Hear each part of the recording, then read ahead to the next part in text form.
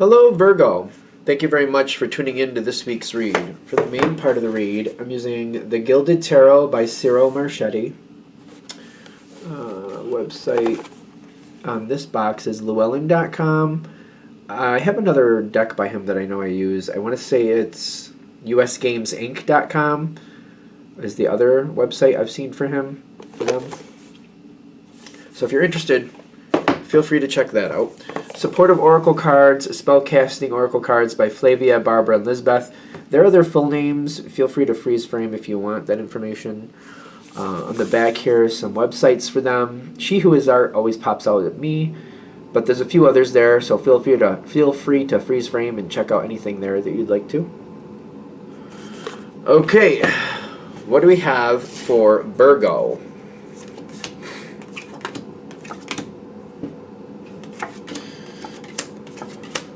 One card.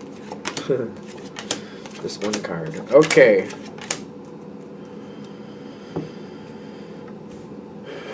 A lot of things are good here, but there's well, we're gonna just put these on. What is going on? Something's changing. Okay, something's changing. I think in the long run, this situation is going to be good. You're not liking that you have to make this quick decision because there's not enough time to really think about where things are going. I feel like you're kind of forced to move forward. Things are out of order. See, I feel like this is almost like out of order. Like, you know, what are we making a quick decision about what, right? But that's kind of how this energy is. It's kind of like something, because something's brewing. There's a problem. Even though the Five of Wands to me is like conflict, arguing, fighting. For your reading, I feel like I think it's brewing. It's like when you're looking at the situation, maybe some people aren't getting along the best, but you're like, right, it's kind of like not that unexpected at the moment. It's like not out of the norm, but the way things are going, it's kind of like, oh, it's headed that way though. It's really headed that way.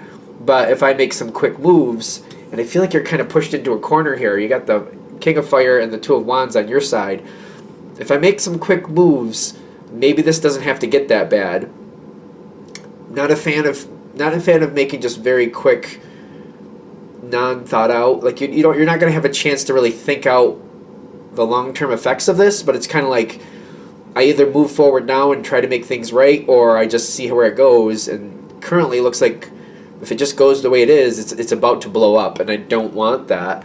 So I got to make some quick moves. Don't want to. Really don't want to, but I feel like if I don't, there's a worse outcome if I don't. It's a hard position for you. I feel like this is not your normal energy. Kind of like I don't like this. I don't like moving forward quickly, taking the lead and pushing things forward really fast. I like to think out where I'm going. It's like I feel like I keep going over and over in my mind, trying to find a different way to do this, trying to think it out as fast as I can, trying to find a different solution.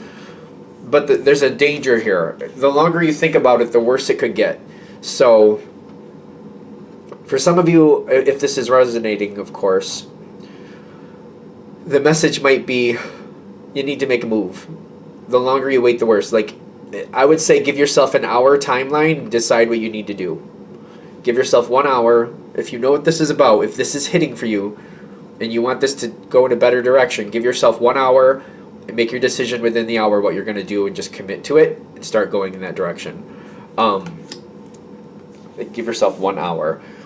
This is like, they got life purpose with courage, like, this is one of those things in your life that are just in your path that help you advance forward, that help you spiritually grow. Spiritual growth, I don't know. It's not easy. It's like growing is not, it's not an easy thing. Like growing is difficult. It's normal for spiritual growth to be difficult. Maybe it's not always this difficult, but the more difficult it is, the more you grow. So it's kind of like one of those, that when I get life purpose here, I'm getting like, yeah, this is part of what life's about. So I feel like most Virgos are very on point with that. They're like, yeah, I know. Like, yeah, I know, but like I feel like you're like, yeah, yeah, I know, but come on, I get it, but that's how it's coming through. I keep talking about this, but I'm looking at this card and I'm like, this is not your jam. You don't like it. You don't like how this has to go. You don't like making the decision. You don't like pushing it forward. You don't like. There's a lot you don't like here. But even though this is here, this is the Three of Swords. This talks about heartbreak, unhappiness.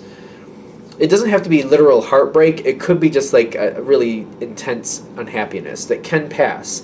Because I feel like once you make that decision, you got that High Priestess here. The High Priestess, that's someone admitting.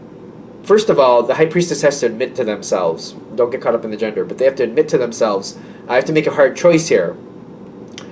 It's not going to be perfect. There's going to be a lot of this I don't like, but it needs to balance out so that the outcome is worth it. It's like it's like you want to take your kids to the park, but if you want to keep them happy and not have them all up in your hair, you got to bring some of their friends too, so that they have something to do and you can read your book and enjoy the sunshine while they're playing on the playground.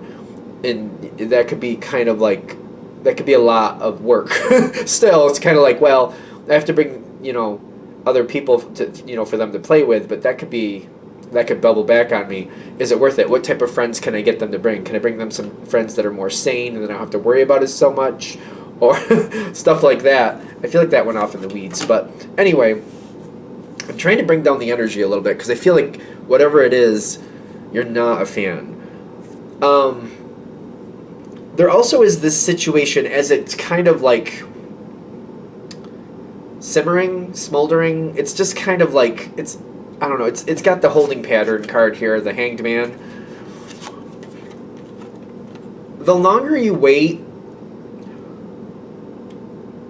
like, there is some time to make a decision, but it's kind of reminding me of, like, a pot of water. The longer it goes, the hotter it gets.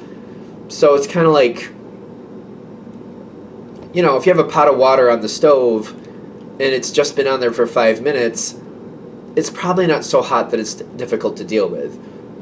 You know what I mean? It gets to a temperature that it's like, it's warm. Maybe it's warm, but it's not, like, dangerously hot. You know what I'm saying? When it's boiling, that could create damage. That could create problems very easily. Got to look out for people, and got to make animals.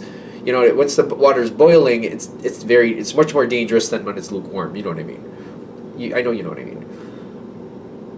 For those of you coming to this, I feel like it's not at its worst level, is what they're saying. This can get 10 times worse. But it's kind of like, it's easier to get rid of some water that's lukewarm than it is boiling water. It's easier to deal with. I think you know what I mean. I really do. I think you get it. Dealing with it when it's lukewarm, it spills on the floor, you accidentally splash some on yourself. It's annoying. Not that bad. When it's boiling, though, you can burn. Like, you don't want to splash boiling water on you. Nobody wants to do that, right? And the more you get on you, the worse it is. And then if you get a burn, you got to wait for it to heal. You got to clean it up. I feel like that analogy is very gruesome, but it's pointful. Like, I'm getting hiccups. Like, it makes me nervous. Like, let's deal with this before it gets to that point where you really have to touch it really carefully and gently move it where it needs to go, and then wait for the water to cool down so you can get rid of it. You know what I mean?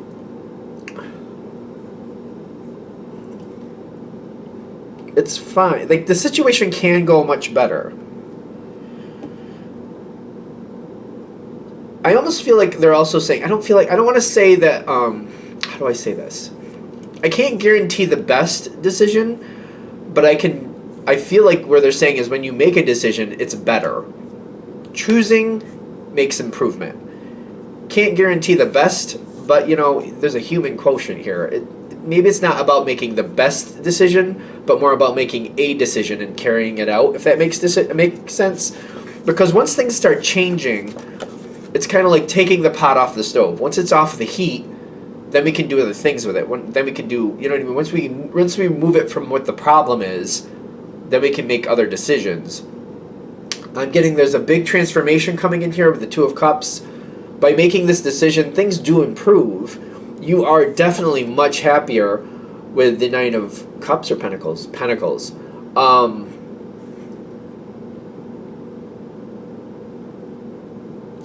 This Pentacle card makes me feel like you're not going to stay. You're not going to stay in a position to keep having to deal with it. I don't know what that means. Like, I feel like when you make your decision, and maybe this is advice, make it so you don't have to stay in the position where you constantly have to watch it, or is this where you are going to have to watch it? It's one or the other. Because the Nine of Pentacles is like, you're very self-sufficient, so whatever decision you're making, either you're setting it up so that you're in control and it's like a dictatorship, you're in sole control and you have to keep making the decisions, or you're going to make this decision and it's going to be passed off to somebody else, and then like either you're in it and you're staying in it, or you're done, or it's one and done. So it's like, because this Nine of Pentacles is kind of like self-sufficiency, so it's either if you stay in control of it, it's just going to stay there, but you're going to regulate it the same way from here on out. Or it's like I make the one decision and then it's handed off to someone else, so it's not my problem anymore, and then done is done. It's one or the other. I mean, I know it's a general read, it isn't it? Okay. Even though I did show this transformation, it is transforming, it's going to be much better. And people will be happier in the long run. Another thing they're saying to not factor in. Okay. Don't factor this in, which seems very...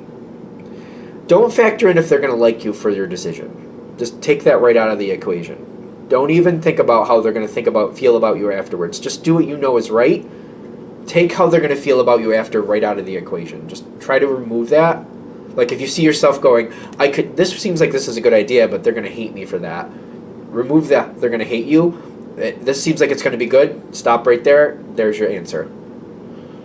Because I feel like for some of you that might be a big concern, like, oh, how people are going to think about me after. That's a whole thing. If you can remove that, this goes better. It may not feel like it at the moment. You might be like, oh, people, I'm not going to be anybody's favorite after this. Like if you're kind of like worried, like, oh, I'm not going to be anybody's favorite after this one.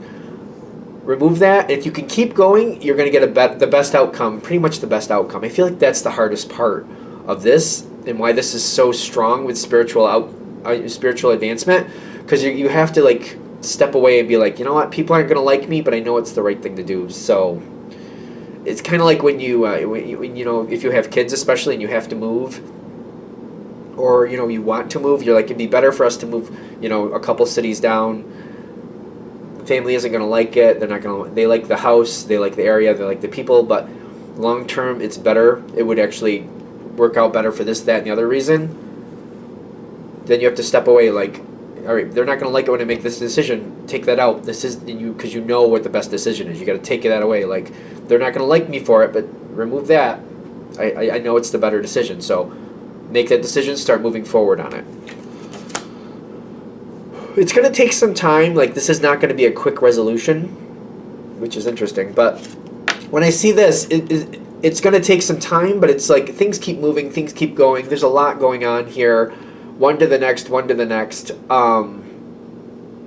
Once you make your decision, even if people are unhappy with you, it seems like things get very busy so that you don't have to constantly have somebody in your face. Like every once in a while, somebody might be a little bit of a brat, but there's so much going on. I don't feel like somebody's just constantly sitting there day in and day out, just, giving you evil looks and stuff like that. You know what I mean? It's not going to be like that, because I feel like when you make your decision, other people are not happy because they feel like they're trapped in this decision.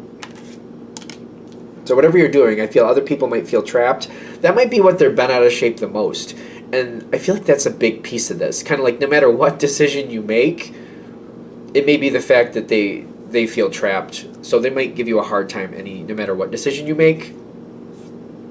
So you might as well make the decision you feel is the best. Like, I think the short answer is you're not going to be the popular person for a little while anyway, so you might as well make the best decision possible. I mean, it's a general read. Take it with a grain of salt, you know. Anything else? All right, I think we're there. I'm going to shut this down here. Thank you for watching. If you'd like a direct reading from me, shoot me an email, jamesforastral@gmail.com. That's James the number 4, astral@gmail.com. If you're interested in the donation information, that's below with the same email. Thank you again for watching, and have a great day.